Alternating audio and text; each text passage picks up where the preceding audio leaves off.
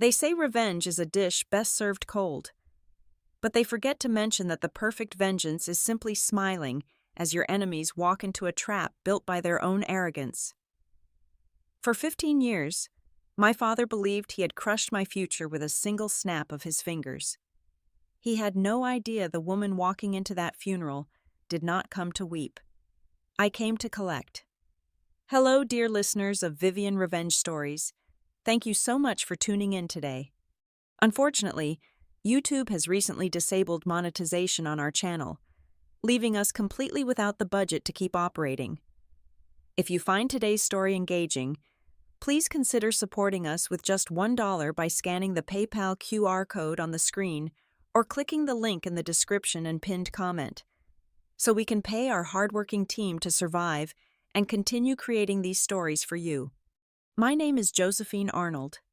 At 22 years of age, I thought I knew exactly who my father, Richard Arnold, was. He was the undisputed titan of Boston real estate, a man who built towering glass skyscrapers and shaped the very skyline of the city. He walked through life with the arrogant stride of a king who believed the world was his personal chessboard. But beneath the polished Italian marble floors of his corporate headquarters and the perfectly tailored custom suits, there was a rotting black core. I had spent the past 3 months quietly digging through the hidden directories of the company server. I was looking for a minor accounting discrepancy, but what I uncovered made me physically sick to my stomach. The entire Arnold empire was secretly built on aggressive financial fraud, predatory lending schemes, and a systematic, ruthless campaign that forced thousands of low-income families out of their homes and onto the freezing streets. It was a blood-soaked ledger disguised as a business portfolio, and my father was the master architect. But the absolute worst part was not just his insatiable greed, it was his utter lack of a human soul. He knew the federal regulators were finally starting to sniff around his shell companies, and he had devised a brilliant, cowardly plan to save his own skin. He had drawn up a mountain of forged documents, legally transferring all the toxic assets and illegal operations directly into my name. He wanted me to be his fall guy, the sacrificial lamb to protect his pristine public image. He summoned me to his lavish mahogany-paneled study that night, sliding a heavy gold pen across the antique leather blotter. He expected his obedient, naive daughter to sign her entire life and freedom away without daring to read the fine print. I stood before his massive desk, staring down at the stacks of paperwork that would have undoubtedly sent me to a federal penitentiary for decades. A massive fire crackled in the stone hearth behind him, casting long, menacing shadows across his arrogant face. I slowly pushed the papers back across the desk toward him. My voice was steady, even though my heart was hammering violently against my ribs. I am not signing these, Richard. I know exactly what you did. I know about the forced evictions, the phantom offshore accounts, the massive systemic fraud. You are actively destroying innocent people's lives, and I will absolutely not let you destroy mine just to cover your tracks. For a fraction of a second, genuine shock registered in his cold, calculating eyes. He had never been defied. Then, the Titan of Boston erupted in a terrifying display of rage. His face turned a dangerous, mottled shade of crimson. With a violent, sweeping motion of his arm, he completely cleared the massive desk. Heavy crystal tumblers, an antique brass lamp, and neatly stacked files crashed violently onto the priceless Persian rug. He stood up abruptly, towering over me, his voice a thunderous roar that actually shook the glass panes of the study windows. "You ungrateful, miserable little brat! Everything you wear, everything you eat, the very air you breathe in this city is paid for by my money. You are absolutely nothing without the Arnold name." He pointed a shaking, furious finger toward the heavy oak door of the study. "Here is your choice, Josephine. You pick up that pen right now, you sign your name on the dotted line, and you continue to live like royalty. Or you walk out that door tonight with absolutely nothing. No money, no trust fund, no family name. If you choose to leave, You are entirely dead to me. You will be erased from this family tree before tomorrow morning." He truly thought I would crumble. He firmly believed that the terrifying threat of sudden poverty would force me into immediate submission. He did not realize that standing in that opulent room, choking on the foul stench of his moral corruption, I had never felt more suffocated by his enormous wealth. I did not say another single word to him. I simply reached into the pocket of my slacks and pulled out the limitless black credit cards. I tossed them carelessly onto the ruined surface of the desk. I unclipped the keys to my luxury sedan and dropped them right next to the plastic. I turned around and walked out into the grand hallway, deliberately leaving my incredibly expensive designer winter coat hanging untouched on the rack. I went straight to my bedroom, grabbed a small canvas backpack, shoved in 2 pairs of thick jeans, some heavy wool socks, and my personal identification. That was all. As I walked to the grand front entrance of the mansion, I pulled open the incredibly heavy wooden door. Outside, a brutal, historic Massachusetts blizzard was raging with terrifying force. The wind howled furiously, whipping freezing, blinding snow horizontally across the sprawling, perfectly manicured estate. Richard stepped out of his study and stood at the top of the sweeping grand staircase. A snide, deeply mocking smirk twisted his face into an ugly mask. He leaned arrogantly over the polished banister, his cruel voice easily cutting through the deafening roar of the winter storm. "Go ahead and walk. With your naive, pathetic little heart, you will not last a single week out there in the real world. I swear on my life, you will be crawling back here on your hands and knees, begging for my scraps in less than 6 months." I stepped over the marble threshold and pulled the massive oak door completely shut behind me. The heavy metallic click of the deadbolt locking was the loudest sound I had ever heard in my entire life. It was the definitive sound of my old life ending forever. I walked slowly down the incredibly long, winding driveway. The heavy snow instantly soaked right through my thin sweater, biting into my bare skin like tiny blades. The freezing, relentless wind felt like 1,000 sharp needles piercing my bones, but I kept my head down and simply forced one foot in front of the other. The distant city lights of Boston glowed dimly through the terrifying whiteout conditions, offering no warmth. Every single grueling step away from that mansion violently stripped away another layer of the sheltered, naive girl I used to be. The intense physical pain of the bitter cold was absolutely nothing compared to the sharp, crystal-clear realization finally settling deep in my chest. My father was a monster. The loving family I thought I had was a complete and utter lie. As the dangerous numbness crept into my fingers and toes, threatening to drag me down into the snow, a strange, burning heat suddenly ignited deep in my stomach. I was entirely alone, completely penniless, and walking blindly into a potentially lethal winter storm. But as the icy wind howled viciously around me, I knew one thing for absolute certain. Josephine Arnold, the obedient and blind heiress, had died permanently in that luxurious study, and a brand new Josephine was just beginning to take her very first breaths in the freezing, unforgiving dark. The very first thing I did was legally drop my middle name. I stripped away the aristocratic moniker they had given me at birth and replaced it with something completely unremarkable. From that exact moment, the pampered heiress was buried deep under the frozen Massachusetts soil, and I became just another invisible face caught in the crushing, merciless machinery of the American working class. I rented a tiny, suffocating space in the poorest district of the city. I shared a single cramped bedroom and a ratty, flea-infested sofa with 3 other women who worked multiple minimum wage jobs just to keep the heat on. The stark contrast between the two Americas is something you can only truly understand when you fall from the very top of the ivory tower on the absolute bottom of the concrete gutter. My nights were spent under the harsh, flickering fluorescent lights of a rundown 24-hour diner on the grim edge of town. The air inside always carried the heavy, permanent scent of stale grease, burnt coffee, and quiet desperation.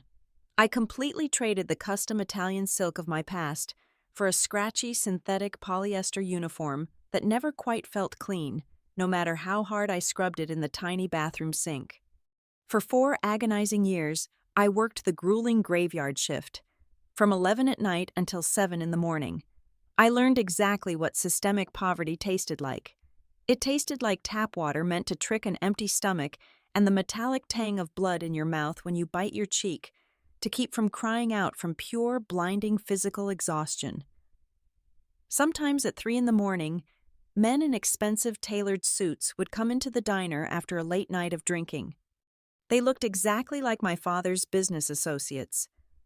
They would leave me a shiny quarter as a tip and look right through me, treating me like a piece of the worn furniture. They had no idea they were looking at the ghost of Richard Arnold's daughter. Every single morning, as the sun came up, I would empty my apron pockets onto that torn sofa, meticulously smoothing out the crumpled $1 and $5 bills. That was my tuition. I funneled every single copper penny into paying my way through a rigorous law school. I lived on a strict diet of cheap instant noodles and sheer, unadulterated spite. I never complained once. The chronic physical pain, the hunger that constantly gnawed at my ribs, the deep purple bags under my eyes, these were simply the hammer and anvil forging my new armor. In all those dark, grueling years, there was exactly one fragile thread connecting me to the world I had left behind. My grandfather, Arthur Arnold. He was the brilliant man who actually built the company from the ground up, brick by brick, before Richard ruthlessly forced him out of the boardroom and stole absolute control. Arthur violently despised what his son had become, but he was old, sick, and had lost all his voting power.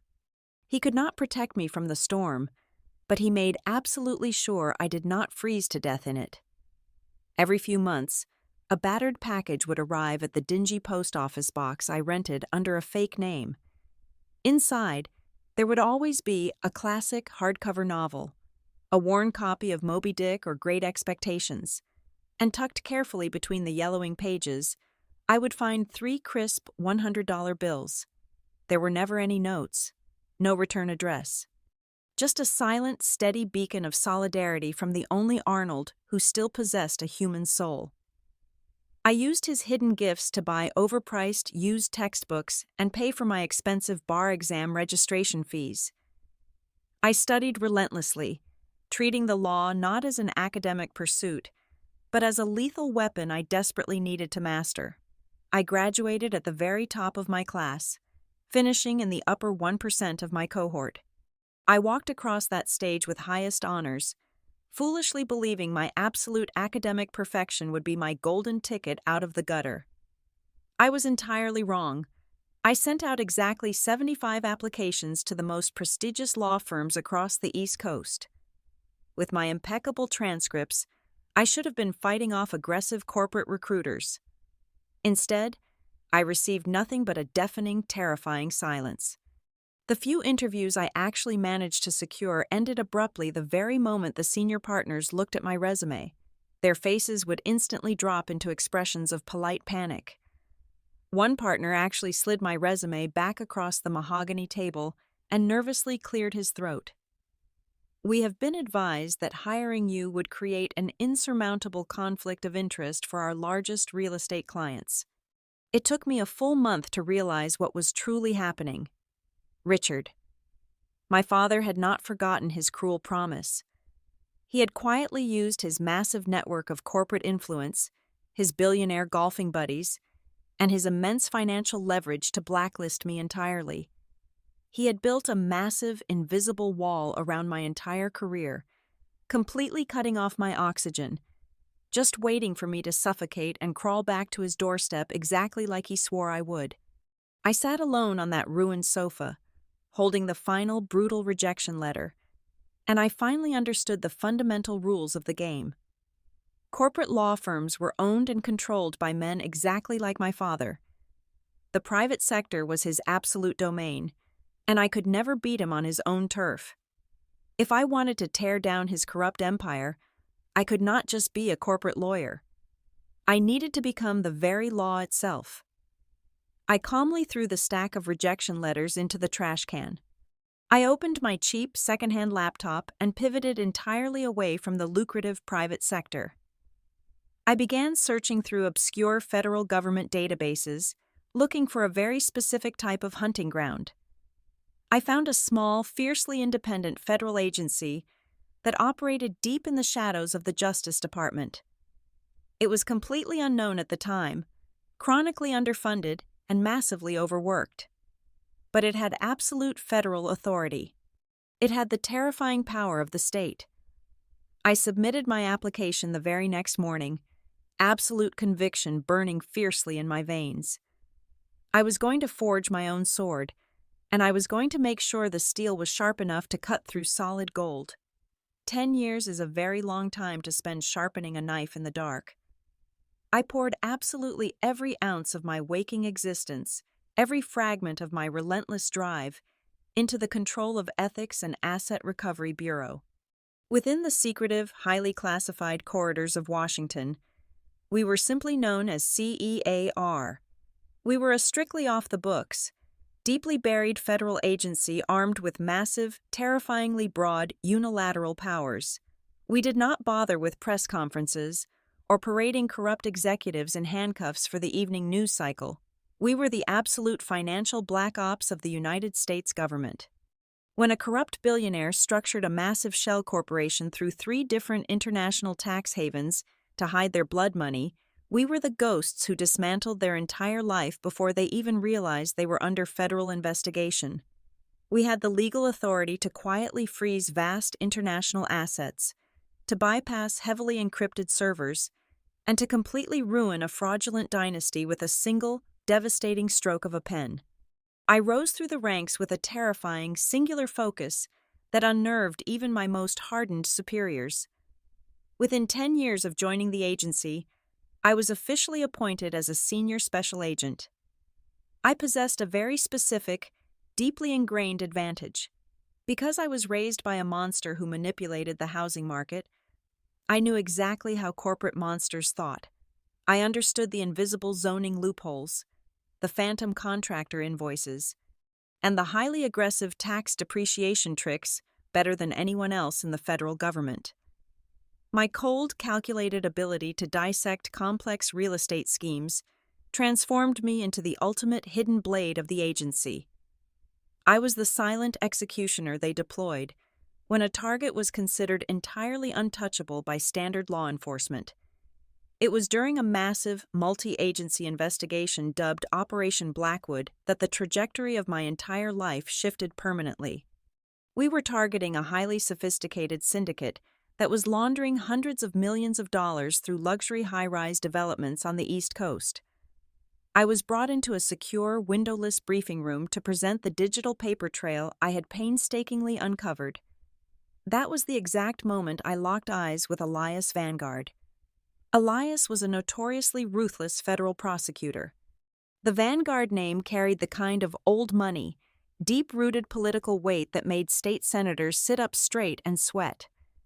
His grandfather was a highly respected federal judge, and his father was a powerful political kingmaker. Elias was explicitly bred to run for high public office, destined for the velvet-lined halls of power. Instead, he took a relatively modest salary as a federal prosecutor and immediately began putting his family's wealthiest corporate donors behind bars. He was absolutely unbribable, profoundly arrogant in the courtroom, and widely feared by every corrupt board of directors in the country. Our initial encounter was highly combative. We clashed instantly over jurisdictional boundaries and tactical approaches, but the friction between us was not born of genuine animosity. It was entirely fueled by profound, mutual professional respect. I watched him tear a high-priced, incredibly arrogant defense attorney to absolute shreds in a closed-door deposition without raising his voice a single decibel. He watched with quiet fascination as I dismantled a $50 million real estate scheme using nothing but a stack of faded property tax receipts. Our romance did not happen in expensive restaurants or under the soft glow of candlelight. It was forged in the absolute trenches of financial warfare. Our first date was at 2 in the morning on a rainy Tuesday, eating cold, stale sandwiches in the back of an unmarked surveillance van while waiting for a corrupt zoning commissioner to make a cash drop. There was absolutely no awkward small talk. There was only the electric, undeniable recognition of two apex predators who had finally found their equal. Our relationship quickly developed into a fierce, intensely passionate bond built entirely on logic, shared trauma, and an unwavering, identical ideal of absolute justice. Elias completely understood my deep, invisible scars, because he carried his own heavy burdens from growing up inside a golden cage. He knew exactly what it was like to be born into immense, suffocating privilege and to actively choose the brutal, unforgiving battlefield instead. He saw the cold, dark vengeance burning inside my chest, and he did not flinch away from it. He embraced it. We got married in absolute secret on a quiet Thursday afternoon. We chose a tiny, completely empty county courthouse situated 3 hours completely outside the city. There were no extravagant floral arrangements, no designer dresses, and absolutely no guests. It was incredibly simple, impeccably neat, and profoundly secure. As we stood before the judge, Elias took both of my hands in his. He did not vow to protect me, because he knew perfectly well that I was dangerous enough to protect myself. Instead, he looked me directly in the eye and made a solemn vow. "I swear to you, Josephine, we will tear down every single brick of the empire that hurt you. We will completely clean out the malignant tumors of your past, and we will do it together." Following the wedding, I executed the most critical deception of my entire life. I kept my true identity as Mrs. Elias Vanguard perfectly hidden from the public eye. To the outside world, and even to my colleagues at the agency, I retained my unremarkable, deeply ordinary facade. I continued to wear my practical dark suits and operated entirely in the shadows, ruthlessly directing the operations of CEAR. The wealthy socialites and arrogant billionaires of Boston had absolutely no idea that the formidable, terrifying wife of the state's most powerful prosecutor was actually the ragged, penniless girl Richard Arnold had thrown out into the freezing snow all those years ago.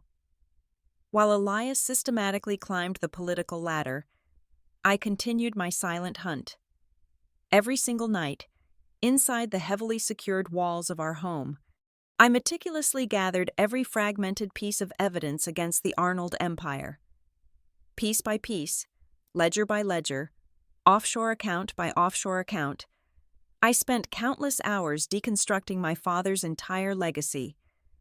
I mapped out every single illegal wire transfer, every fraudulent eviction notice, and every bribed building inspector. The file slowly grew from a single thin manila folder into a massive, undeniable mountain of federal indictments. I was no longer just a desperate girl trying to survive the cold. I was the architect of a flawless, inescapable trap, patiently waiting for the exact right moment to pull the lever.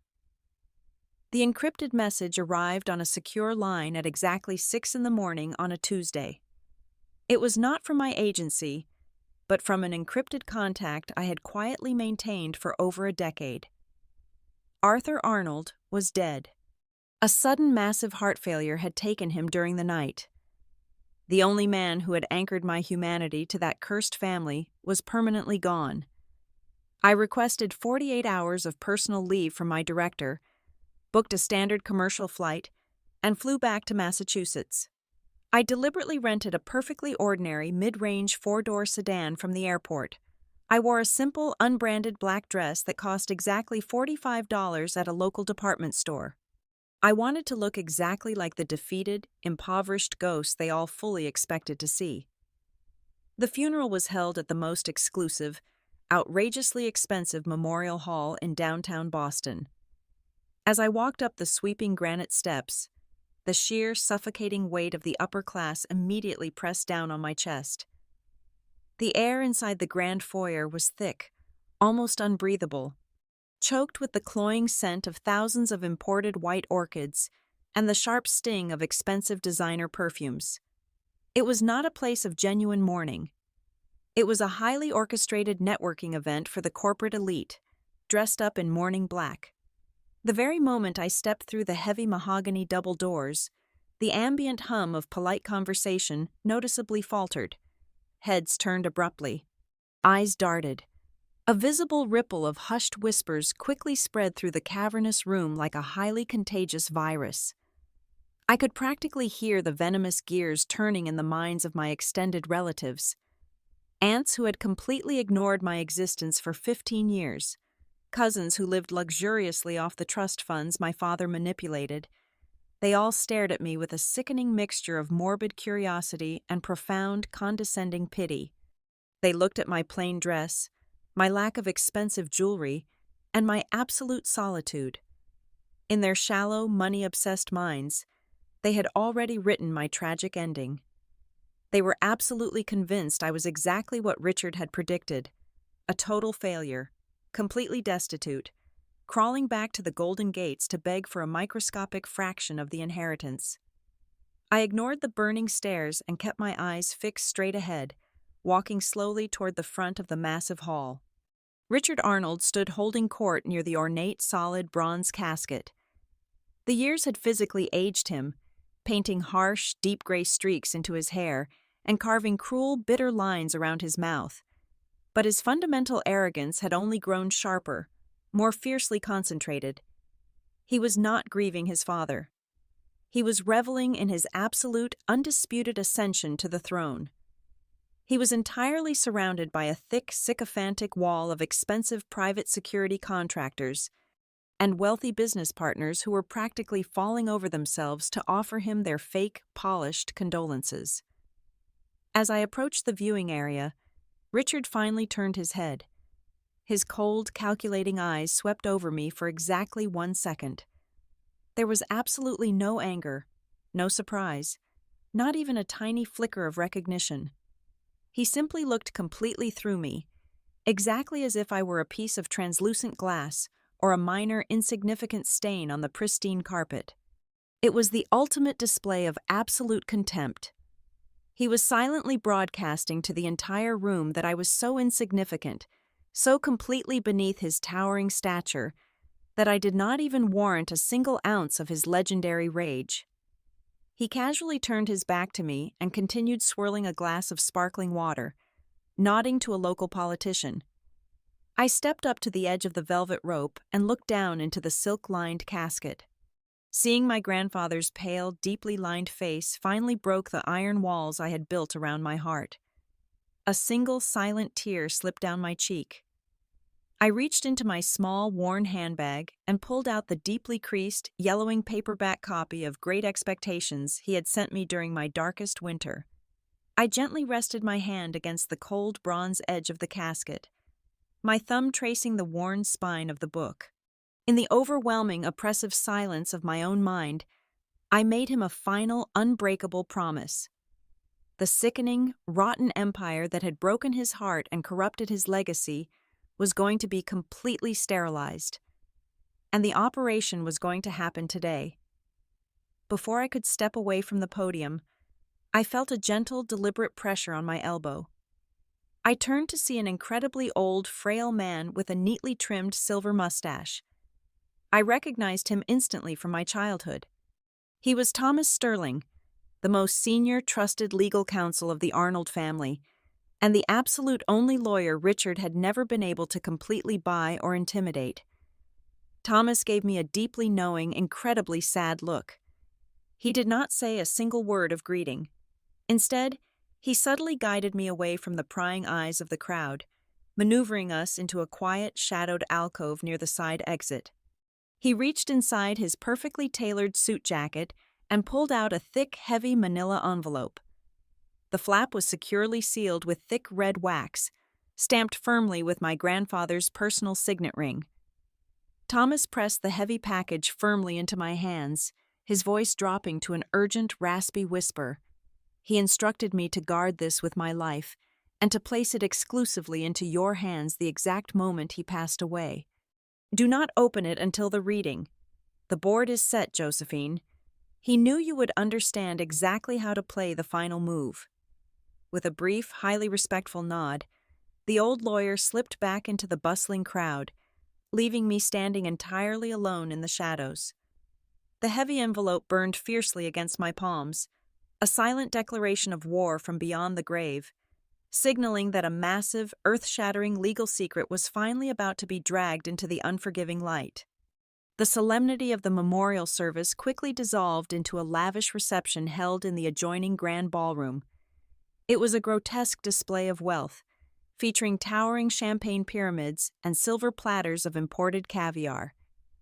I stood near the heavy velvet curtains at the far edge of the room, holding a simple glass of tap water. I was perfectly content to remain entirely invisible, letting the clock tick down minute by minute. But my father, riding the absolute high of his newly consolidated power, simply could not resist the overwhelming temptation to gloat. He needed to make a public spectacle of my perceived defeat. I saw him approaching from across the room. The sea of wealthy attendees naturally parted for him, highly eager to witness whatever brutal entertainment he was about to provide. He purposefully marched toward me with a predatory stride, bringing a large entourage of gossiping aunts, wealthy cousins, and smirking corporate executives right along with him. He wanted a large audience. He needed the entire aristocracy of Boston to watch him crush his rebellious daughter one final time.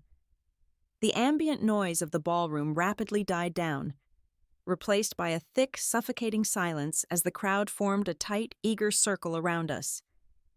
Richard stopped precisely 2 feet in front of me. He took a slow, highly theatrical sip from his crystal glass of scotch. His cold eyes traveled deliberately up and down my frame, violently judging the frayed edges of my unbranded black dress, my entirely unadorned neck, and the scuffed toes of my practical leather shoes. A deeply vicious, profoundly satisfied smirk slowly stretched across his aging face. He let out a harsh, barking laugh that echoed loudly against the vaulted ceiling. "Well, well," Richard announced, his booming voice intentionally carrying to the very back rows of the gathered crowd. "Looks like life finally punished you after all." A low, collective murmur of cruel amusement rippled through our extended family. Richard took a step closer, completely invading my personal space, his breath smelling sharply of expensive alcohol and pure arrogance. He was practically vibrating with toxic triumph. "I told you exactly what would happen the night you walked out," he sneered, gesturing broadly to the luxurious room around us. "You threw away a massive fortune, an absolute empire, just to desperately cling to some pathetic, childish moral high ground. And look exactly where it got you. You look absolutely dreadful. You are standing here completely empty-handed, wearing cheap rags, trying to blend in with people who actually matter." As he ranted, I felt an overwhelming sense of dramatic irony washing over me. He was standing on the absolute peak of a mountain that was actively crumbling beneath his expensive Italian shoes, and he was completely blind to the avalanche. I knew for an absolute fact that his primary offshore accounts had already been frozen exactly 12 minutes ago. I knew that federal agents were currently boxing up the hard drives in his downtown corporate headquarters, yet here he was, aggressively posturing like an untouchable king. He paused, his eyes narrowing as he scanned the empty space immediately beside me. His smirk morphed into a look of absolute malicious pity. "And you came entirely alone. Of course you did. What successful, self-respecting man would ever want to attach himself to a penniless, stubbornly naive stray dog? You have absolutely no one. You have nothing. You are nothing." The surrounding relatives openly chuckled. My cousin Margaret actually raised her champagne glass in a mocking toast. The air in the circle felt incredibly dense, deliberately engineered to make me feel small, isolated, and entirely helpless. It was the exact same psychological warfare he had utilized my entire life, breaking people down until they begged for his mercy. Richard abruptly snapped his fingers in the air. A sweating, eager junior lawyer immediately stepped forward from the crowd and handed my father a crisp, Single-page legal document attached to a heavy leather clipboard. Richard shoved the clipboard roughly against my chest, forcing me to take it. He pulled a gold fountain pen from his breast pocket and tapped it impatiently against the thick paper. "This is a standard waiver of inheritance," Richard declared loudly, making absolutely sure the entire room heard his magnanimous offer. "You sign your name right here, permanently surrendering any ridiculous, delusional claim you think you might have to my father's estate. In exchange, I will generously instruct my accountant to cut you a check for exactly $5,000. That should be more than enough to buy a coach bus ticket back to whatever miserable, rat-infested hole you crawled out of. Take the charity. It is the absolute best deal you will ever get in your pathetic life." The entire ballroom held its collective breath, waiting for the broken, destitute daughter to burst into tears and desperately snatch the pen. They fully expected me to shatter. Instead, I smiled. It was not a forced, brave smile. It was a genuinely amused, chillingly calm, and profoundly pitying smile. It started at the corners of my mouth and reached all the way up to my eyes. The sheer, unshakable serenity radiating from my face caused the cruel laughter in the room to completely evaporate. Richard physically faltered, his thick brow furrowing in deep, sudden confusion. The predatory gleam in his eye flickered, momentarily replaced by a tiny, terrifying spark of uncertainty. He had expected begging. He had expected rage. He had zero defense against absolute tranquility. I calmly lifted the leather clipboard and gently, almost delicately, pushed it back against his perfectly tailored chest. I did not break eye contact as I slowly raised my left wrist, pulling back the sleeve of my cheap cardigan to check the simple, scratched face of my watch. The timing was absolutely flawless. I lowered my arm and looked directly into my father's confused eyes, my voice ringing out perfectly steady and crystal clear in the dead silent room. "Father, I think you should hold on to that $5,000. You are going to need every single penny of it to pay for your criminal defense attorneys. And by the way, you are entirely wrong about one thing. I did not come here alone today. My husband is simply taking care of some paperwork outside." Richard's mouth opened, a harsh, mocking laugh already forming in his throat. He intended to ask if my imaginary husband was waiting at the bus stop, but that laugh never materialized.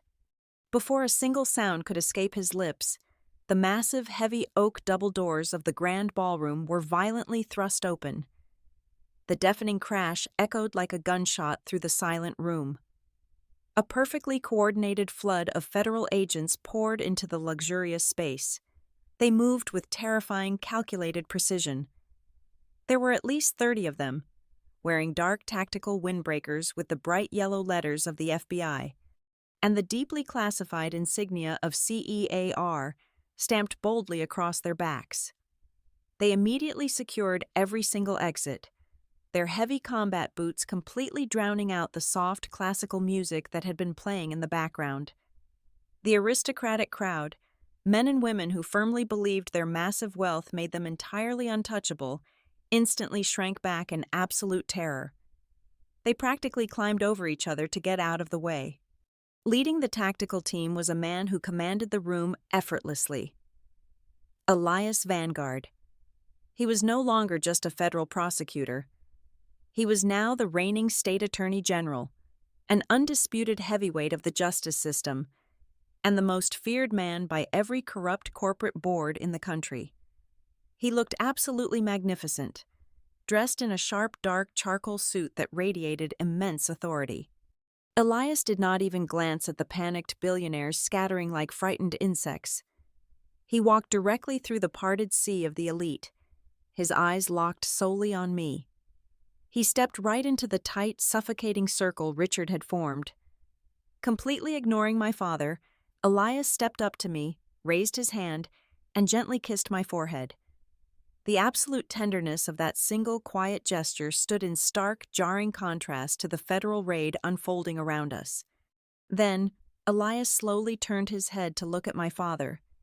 His eyes instantly hardened into two razor-sharp pieces of flint.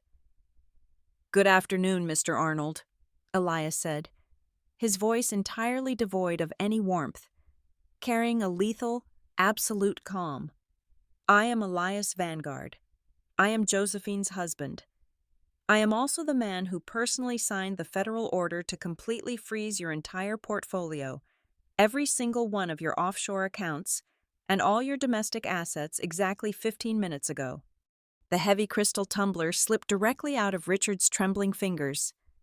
It hit the polished marble floor and shattered into 100 jagged pieces, the expensive amber liquid splashing over the toes of his custom Italian shoes. His face drained of all color, transforming into a sickly ashen gray. He opened his mouth, but only a pathetic, breathless stammer came out.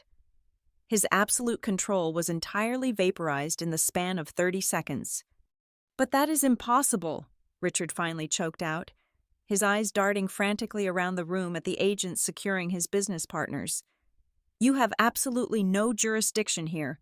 You have no inside access to my corporate structure." I did not say a word. I simply reached into my plain, unbranded black handbag. I slowly pulled out a heavy leather wallet and flipped it open, letting it drop to reveal the gleaming gold shield and my official identification card. "Control of Ethics and Asset Recovery Bureau," I stated, my voice echoing clearly across the frozen ballroom. "Senior Special Agent Josephine Vanguard. I have spent the last 10 years intimately mapping every single fraudulent transaction, every ghost eviction, and every illegal wire transfer your empire ever executed. We have the servers, Richard. We have everything." My father physically staggered backward as if I had been the one to shoot him in the chest. His knees buckled slightly, and he collapsed heavily into a velvet-tufted chair behind him. He looked like a deflated, utterly broken old man. But the true killing blow had not even landed yet. From the quiet shadows of the room, Thomas Sterling, the elderly family lawyer, slowly stepped forward. He held the heavy wax-sealed manila envelope he had given me earlier, now broken open. He adjusted his glasses and looked down at Richard with a mixture of profound disappointment and absolute finality. "Furthermore, Richard," Thomas announced, his raspy voice cutting through the remaining tension, "I am legally obligated to execute the final will and testament of Arthur Arnold. Your father knew precisely what you were doing to his company. He spent his final years executing a highly complex, completely legal restructuring of the holding corporation. Years ago, he quietly transferred exactly 51% of the true voting shares of the parent company directly to Josephine." Thomas paused, letting the immense weight of the statement crush the remaining oxygen out of my father's lungs. "You do not own the Arnold Empire, Richard. You never did. You have been nothing but a powerless puppet for the last decade. Josephine owns the absolute majority. And as of this morning, she has fully authorized the federal government to liquidate every single corrupt asset." The total, absolute destruction of his reality was finally complete. Richard sat paralyzed in the chair, his mouth hanging open, violently hyperventilating as federal agents began reading Miranda rights to his closest executives across the room. I stepped up to the chair and leaned down. I placed my hands on the armrests, trapping him in his seat, and leaned in until my lips were right next to his ear. "You were entirely right, Father," I whispered, making sure my words etched themselves permanently into his mind. "Life always delivers the appropriate punishments. You just completely mistook the target." I stood up smoothly and turned my back on him for the absolute last time. Elias was waiting for me. He reached out, his strong hands securely wrapping around mine. We did not look back at the chaotic, ruined ballroom. We did not look at the screaming executives or the shattered crystal on the floor. We simply walked together down the long center aisle, pushing open the heavy wooden doors and stepping out of the suffocating darkness of the memorial hall. The afternoon sky had cleared, and we stepped forward into the bright, blinding sunlight, leaving a completely collapsed empire and a broken, arrogant king permanently in our shadow. Thank you so much to all our wonderful listeners for staying with Vivian Revenge Stories until the very end of today's journey. We would love to know where you are listening from, so please drop your city or country in the comments below.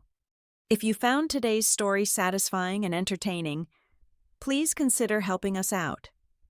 Just $1 makes a massive difference for us right now. You can easily support our channel by scanning the PayPal QR code on your screen, or by using the PayPal link provided in the description and the pinned comment.